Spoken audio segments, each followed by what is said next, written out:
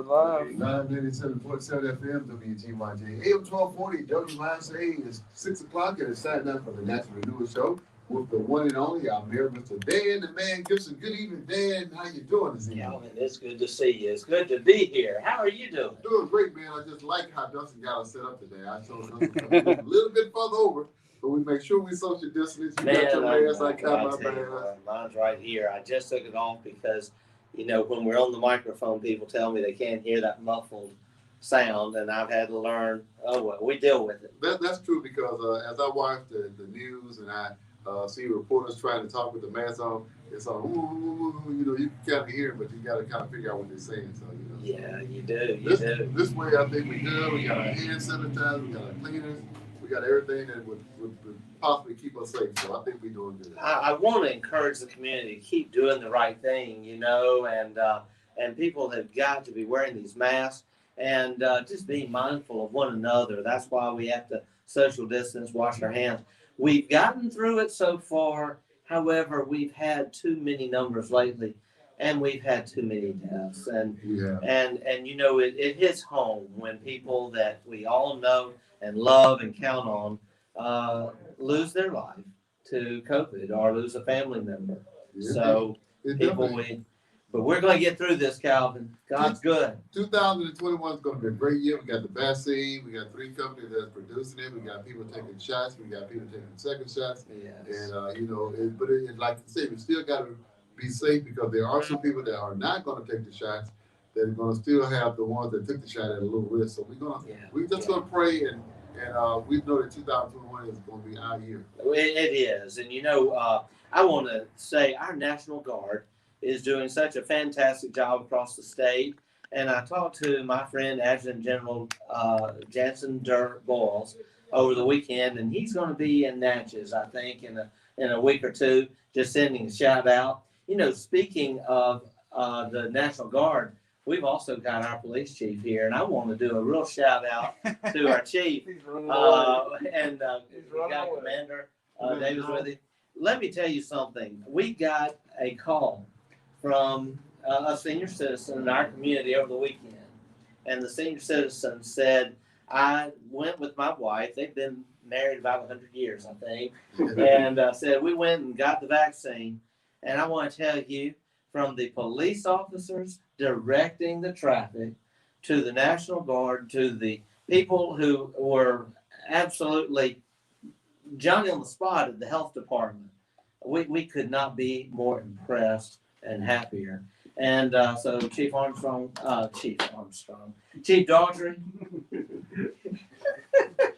It's been a long day. Oh, come on now. This guy is amazing. Chief Daughtry. Well, he surprised me. I didn't know he was going to bust in the door here tonight. Chief Daughtry, say a few words to Facebook and the TYJ audience. We're so proud of what you're doing here in Natchez. Well, Mayor, we just stopped by to say hello to the citizens of Natchez and let them know that we're actively working to make sure that the city is safe. We want you to understand that if you have any complaints or things, that you feel free to contact the Natchez Police Department. You can come by there and ask to speak to a supervisor. We're opening up an email so that if you have concerns dealing with crime activity, you can email and text it to us at tips@natchez.ms.us. So we want you guys this is your police department. We want you to feel a part of your police department.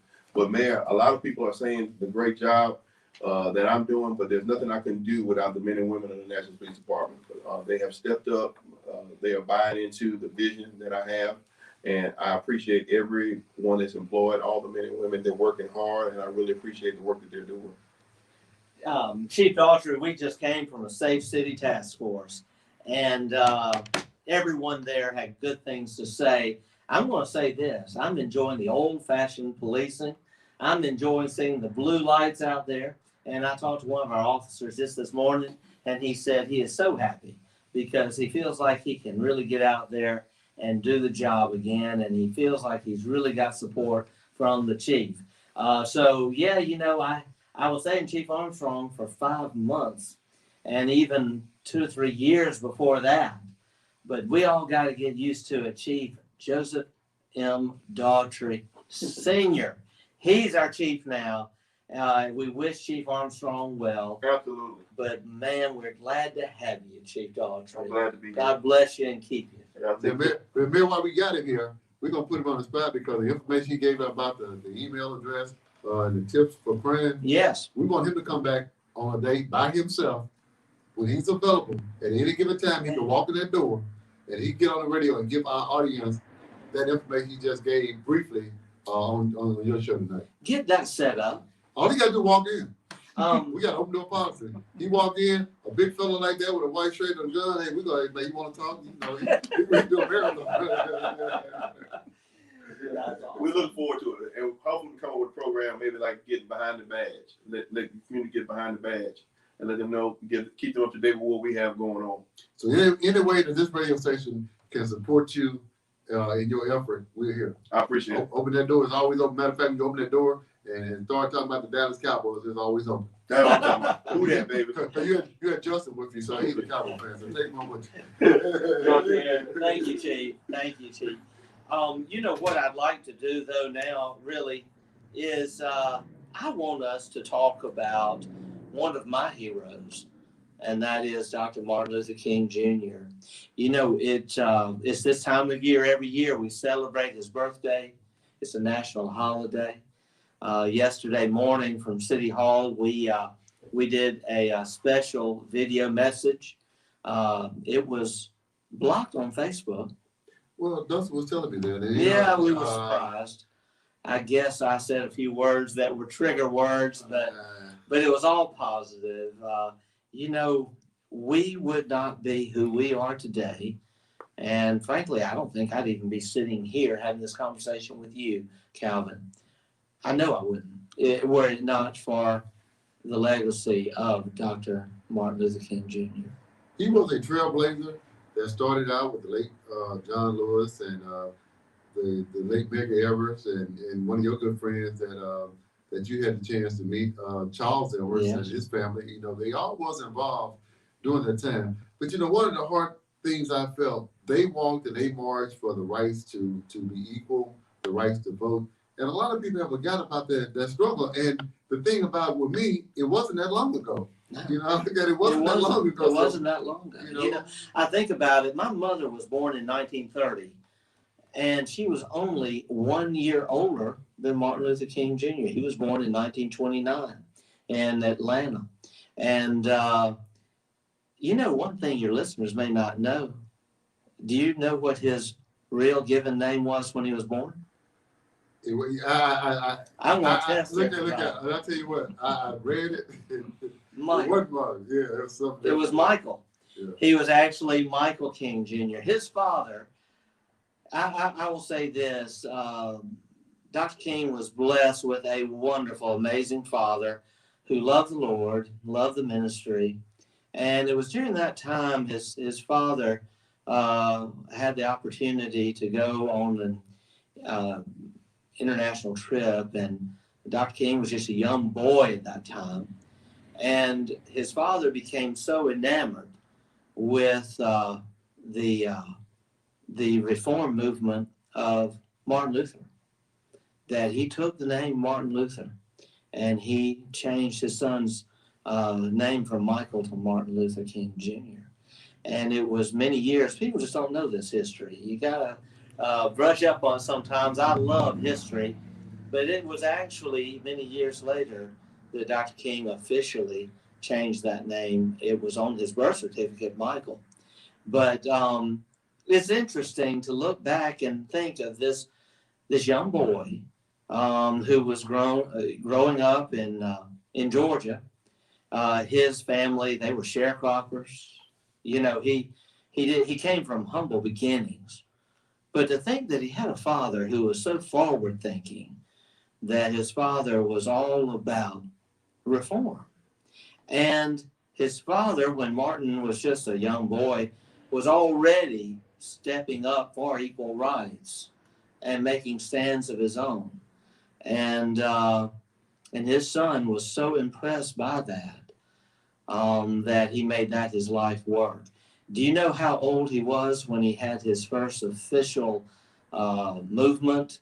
It was actually the first official act of the civil rights movement. The year was, wow, Well, Dan, you know you're a lot older than I am, so I'm gonna let you tell me. it was 1955. He was only 26 years old. You know, but the thing about it, you know, as you give the background history about his father, Yeah. and about their values and how they came up, but the one thing they had was a love for God. Amen. And that's something that we're lacking in our, in the world today, that love for God, because when you realize that all men are created equal. Yes. Equal. Equal. That's what he said. All men are created equal. That's right. That let you know that the Lord, will, if I was to cut my hand, I'm going to bleed red. You cut your hand, you're going to bleed red. Yeah. That's going to bleed red. So we all created equal. That's right. And that should be love in our heart. Yes. As you said, like Marvin Gaye song say, what's going on? We need more love in the world today. And that's something that we're lacking. We've lost focus on the prize. That's right. War is not the answer. And one of the greatest movers of peace, and his whole movement was centered around peace, was Dr. King. Every protest was peaceful. Every demonstration was peaceful. Their first sit-in, it was the bus sit-in, Montgomery. You remember that story, Rosa Parks, but it was all peaceful, and it was centered on love, because it was really a love for all men and women. Dr. King knew that freedom was a gift to all, and while our founding fathers and even the author of our Declaration, Thomas Jefferson, put those words in there, that we are endowed with inalienable rights, among which are life, liberty, and the pursuit of happiness. And we are created equal. It was the ministry and the cause of Dr. King that brought all of that into fruition. And that's why we're here right now, you and me. Yeah. Like I say, we can have a conversation. We can agree to disagree. Mm-hmm. And at the end of the day, it's going to be love between the two of us. Amen. And the world has kind of forgotten that. And then you're a minister, so that's why you got a lot of love, and you got that great smile, and you can work across the aisle with both communities and do the things that are going to benefit to move this community forward. Oh, thank you. And I appreciate that, because you got to be genuine about what you're doing. Well, I love, because he first loved me. If it weren't for the love of Christ, where would we be? And one of the things that really impressed me, another little history lesson, it was November 1983, and Ronald Reagan hosted Coretta Scott King and the King family at the White House, and it was there that he had an official ceremony where he signed into law the national holiday for Dr. King. And he said there, when he did all this, President Reagan said, let us every year from henceforth, when we celebrate the birthday of Dr. Martin Luther King Jr., let it be a time we also rededicate ourselves to the commandments upon which he lived. And those commandments were this: love God with all your heart, and love thy neighbor as thyself. And that is exactly how Dr. King lived, and that's how we should live today. And you said the magic word, love. Love yourself, love your neighbors, and just love. A lot of people, we celebrate his birthday on yesterday, which was January the 18th. Right. His actual birthday is January the 15th. That's right. But I think when Reagan put that in law, it will be the third Monday of January. Yeah. No matter what that day fell on. That's right. So even though his birthday was Friday, we celebrated it yesterday. Which was all national holidays, fall on that. We've even had, when was it? A few years back, Inauguration Day fell on Dr. Martin Luther King's birthday. And I want to say this too about love. One of my favorite quotes, Dr. King said that he found that hate was too great a burden to bear, and he would rather choose love. Yeah, because I got to spend all my time gearing up to hate you. And I got to concentrate how I'm going to hate you. If I'm going to love you, that's come easy. That come natural. That comes straight out the Bible. And that's just natural from the heart, that it easy to love you than to create hatred against you, because I got to put energy into how I'm going to create this hate and all the hateful things that I got to think about that I may want to do. Yeah, yeah. You know, exactly. Why waste all that energy on hate? We can do a whole lot more with love. And in fact, hate is a destroyer. It is. But love is a builder. And it tells you that. And I think the effort that you make in our community, bringing unity among the Black community and the white community, and just pulling our community forward, it's going to take everybody working together. Because on these jobs, you got Blacks working side by side with whites. You got and everybody, you got the same situation. That's you got bills to pay. You're trying to find out what to eat from the grocery, what you can buy at the grocery store. I'm going to tell you what, the rent man, the utility company, they don't discriminate. They send those bills to everybody. And the other thing, too, that I love, like about the conversation we're having, Calvin Butler, is we are in a time now where we can be looked upon not for the color of our skin, but as Dr. King said, the content of our character. Yeah. And he ushered that into being. One thing about love, let me just say this, it's a lot easier for some people to love. It's real easy to love when nothing's been done to you. It's real easy. I think that's why children find it so easy to love. Nothing's been done to them. Why wouldn't they love? Yet, I want to tell you, there were some things that happened as Dr. King was growing up. And he could have chosen a path of hate.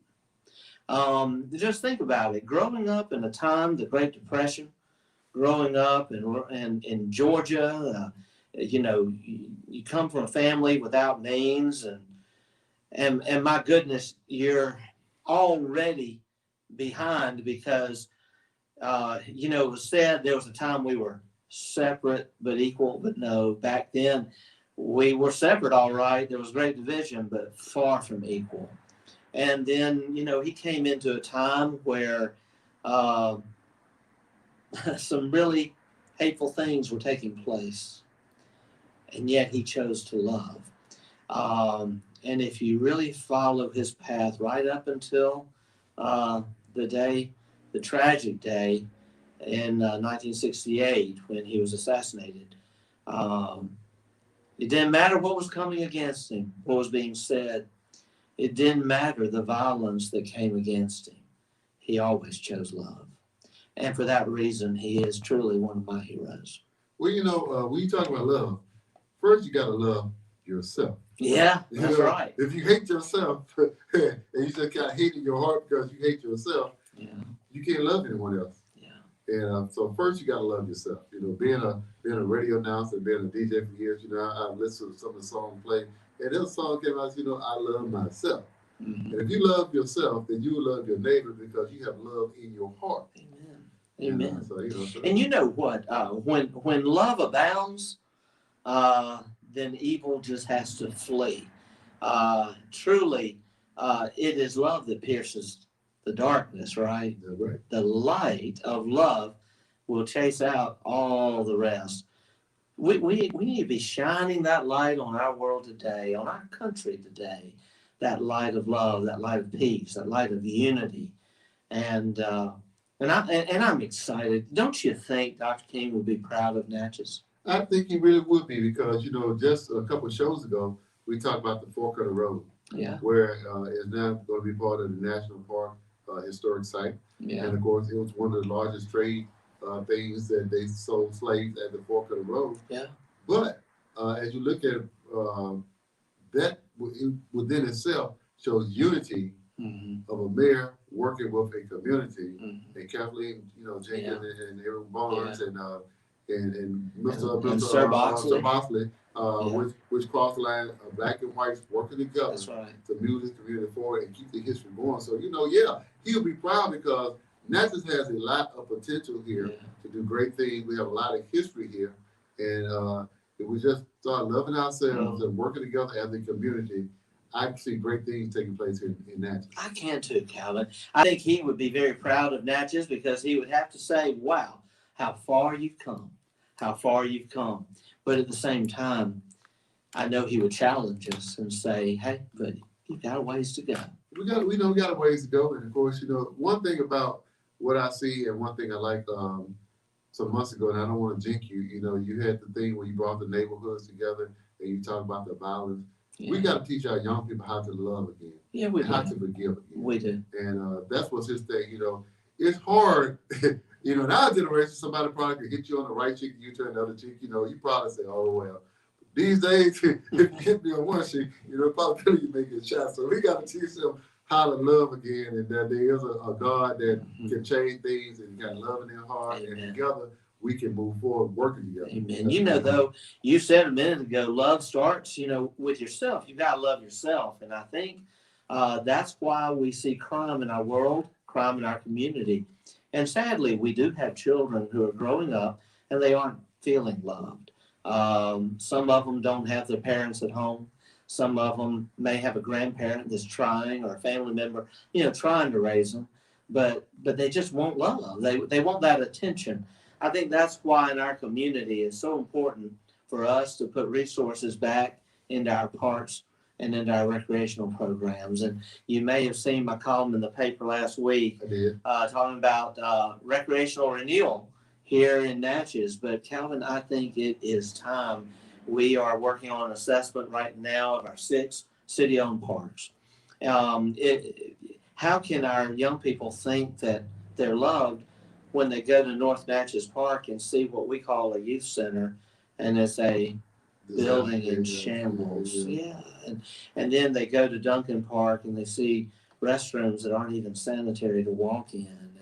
And so we're going to ask the Board of Aldermen, without any increase in taxes now, to consider floating a short-term recreational bond. And then we will rework the bond once we pay off the convention center. We're just a little over 3 years away from paying off that convention center. And that's going to be a real good day for Natchez. Well, I'm glad you said that, because I want to commend you guys for the work y'all did last week with the AMP building. When you now turn up and coming up Franklin Street, man, it's like a whole different sight. It was like you're in the city. DJ Buzz is into that. Man, I come down there yesterday and I thought I was on another street. Being honest, because I take a lot of different routes in Natchez because I do a lot of different jobs. And I come down Franklin and I'm like, wait a minute. I was on the phone. I'm like, wait a minute, something ain't right. That's progress happening. That's about to be it's going to be about a $300,000 parking area. I mean, they're doing it right. It's going to be beautiful. And the landscaping, the lighting, and it has to be because we've got, loss prevention services just moved in last week. They moved their first round of employees in. I went in. It's beautiful. The cubicles, it looks like something in some big city off somewhere. This is their national headquarters. And they're going to end up with 200-300 employees over the next couple of years and nowhere to park. Well, they got a place to park now, because I looked at the area and I said, we were talking about downtown, and I just, it's been on my mind to tell you what great job they did on that area. So, I mean, the city and the county did the bulk of that tear down in one day. We were so amazed. We really, truly amazing. And we have some other great announcements coming in the near future. But recreation, that's going to be a great thing.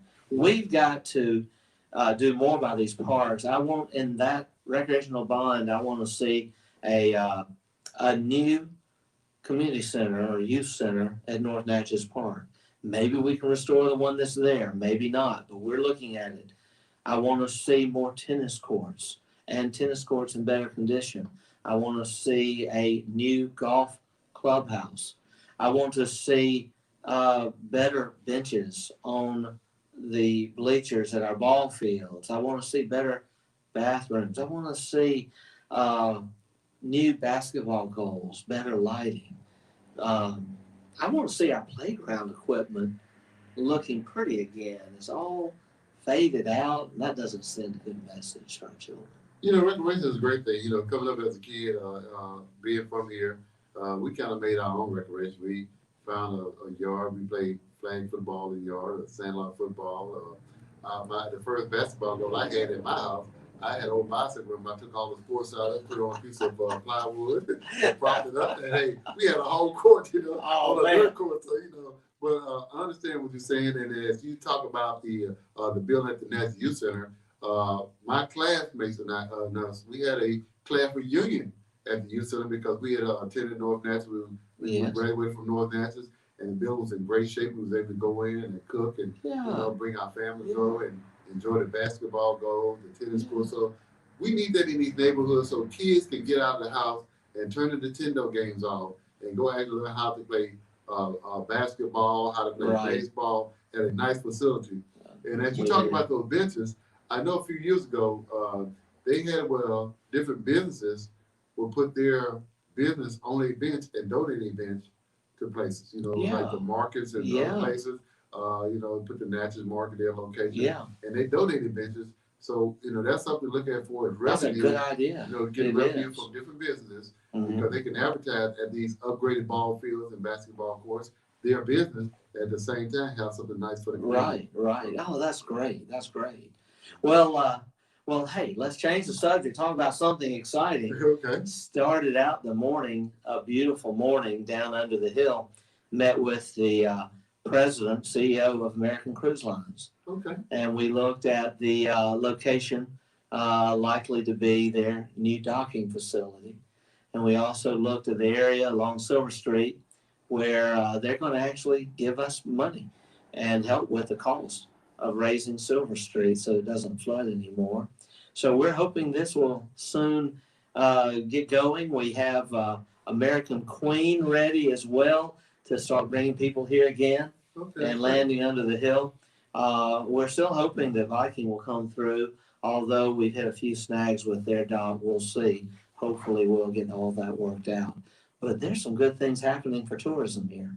That's a great thing. And you asked me would Dr. Martin Luther King be proud of Natchez? I think he just back, just like, wow, they're doing all this in Natchez, Mississippi. And we're doing it together. Exactly. And here this year, we want to have the progress with Forks of the Road under the hill there, that district. But also, we are looking at ways to have more diversity in the telling of the Natchez story and in tourism. And we're looking at a way that we can create a great exhibit by the cemetery under a pavilion there. It's on an area there of embankment that was the northern area of Fort McPherson. And that fort was built primarily by U.S. colored troops back in the 1860s. Can't wait to showcase that history. Yeah. We got a lot to do. And then Dr. King would be real proud of this. And I find it ironic that we started this and we're in the midst of it right now. We're cleaning his street. Yeah. And I'm told that it's the first ever beginning to end clean of Dr. Martin Luther King Jr. Street here in Natchez. But they started last week at Orleans Street. And I understand that as of today, they have made it past Woodlawn. And what they're doing is it's long overdue maintenance. We're cleaning out the curbs, the gutters, cleaning out the sidewalks, making drainage better, we're hoping, and just hopefully making it more beautiful. Well, I kind of noticed that, but in conjunction with what you guys are doing at Public Works Department, clean those streets up, as a citizen and a resident on that street, try to help out a little bit. You know what I'm saying? You got some stuff, trash hanging around your yard, whatever it may be. Put it out on the curb, and if they don't have transportation, get it out there. People don't realize the city limits are also in the Adams County, and Adams County does have a limb truck that will come by and pick up the debris and take it out there for those who don't have a truck. So let's take a little pride around your house. That's exactly right. I've got to say something funny. I actually just saw my friend Jessica Hawkins, who started with the city today in community outreach. Okay. We're so proud of that. Jessica's a wonderful lady, a wonderful friend. We're so proud to have her in the city.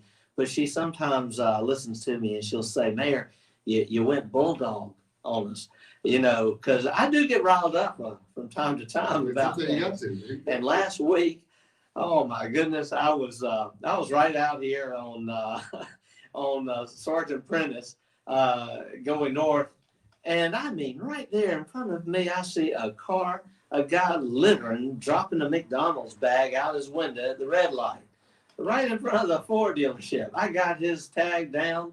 I started to chase him down. I thought I better not do that. But I called it in. I called it into the police department. I said, I'll sign the affidavit if you want me to, but I just saw this guy litter. And so really, we all, I kind of went bulldog, as Jessica would say, but we all have a community here, a community that is us. This is our home. This is home to all of us, and let's take pride in it. And 9 times out of 10, when they drop their trash, I guarantee they less than a mile from their house. But what I do, if I got trash, I pull up at a gas station, throw it in the trash can at the gas station, I'll wait till I get to the house. I'm not going to throw it out, but there's too many businesses that have a trash can. That's right. Open to the public to pull over, take you 2 seconds to put it there, but you got to take pride in where you live. That's right. You got to take pride in where you live. Clean it up. Let me say this before we are out of time. I do want to talk about crime for a minute. Chief Daughtry was in here just a few minutes ago, and we did have our 3rd meeting ever, of our Safe City Task Force. Brand new thing. I don't think we've ever had this before. We had sheriff deputies there, police officers, aldermen. We had members of the community. And we're talking about ways to make Natchez Adams County safer than ever. And one thing I'm really excited about is we're getting Crime Stoppers going again. And so be watching. We'll be promoting this very soon. We also are working, the chief reported tonight that he is working at getting an 800 number in place so that people can call Crime Stoppers and know that they're anonymous and their call isn't being traced. We also are going to be promoting a Crime Stoppers app, a mobile app. In addition to this, we're going to ask the Board of Aldermen to commit some funding to rebuilding the reward money.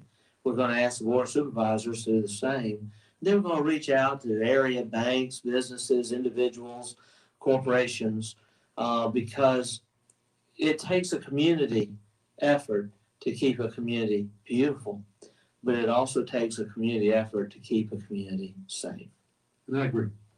Mayor, you're doing a great job. You took off, I think, in July, and we're in January, so that's about 6 months. I'm almost 6 months. Yeah, almost 6 months. Matter of fact, I'm not sure what day you guys sworn in. Was it July? July the 24th. So 24th coming soon. That's right, this weekend. But to take over an area of community and all the challenges that was on the table, budget items taking place, the virus taking place, business potentially shutting down, crime taking place.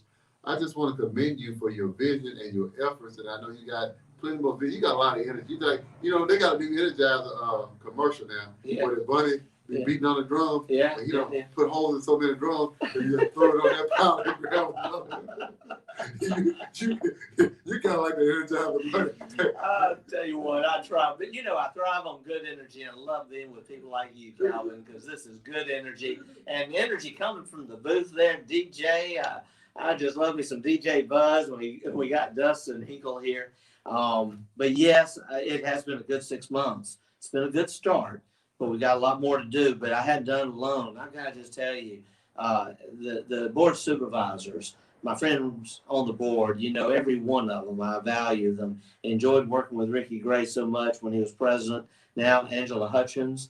And Angela and I will be working together. We're actually meeting this week to discuss some projects. Our Board of Aldermen, all of the sheriff, the police chief, and all of our department directors. And then I look out there and I look to people in the community. Calvin, we've just got a great community. I had a great visit with Robbie Kate Furch today. She stopped by and prayed with me in the mayor's office. Golly, we just got a great community here in Natchez. With your transparency, he's on the radio. You working Dustin to death on Facebook. Yeah, well, you are. You're in the newspaper. So we're trying. So if people say that they don't hear from the mayor, and I guarantee you, somebody will say, man, I don't know from mayor. I don't know what he's doing, man. Oh, I know, and I can't return all the calls. I was out there right up until the last minute trying to return calls, but people just be patient with me. We're doing the best we can. But one last shout out for Dr. King. Let 2021 be a time, as President Reagan said when he signed the bill in 1983. I said it every year. Let us rededicate ourselves this year to living by those commandments that Dr. King lived out the entirety of his short life. He was only on this earth for 39 years, but wow, what a difference he made. And it was about love. And so let's be true, rededicate ourselves as a people, as a community, a city, a state, a country to that commandment, love God with all our heart and love our neighbor as ourselves. If we'll do that, all these problems we're facing in America, they're going to go away. Just watch. And I agree. So, ladies and gentlemen, if y'all want to find out what's going on in this community, join Natchez Renewal on every Tuesday night at 6 p.m. except for the fourth Tuesday, because he has a commitment that he has to go have a meeting with the board of all of this on the fourth Tuesday. But every other Tuesday, he's right here, and he's telling you what's going on right here on 97.7 FM WTYJ, AM 1240, and NatchezRadio.com. It's the Natchez Renewal Show with the one and only Dan the Man Gibson. What's going on? Thank you, Cal. Thank you. Finishing the batteries are done.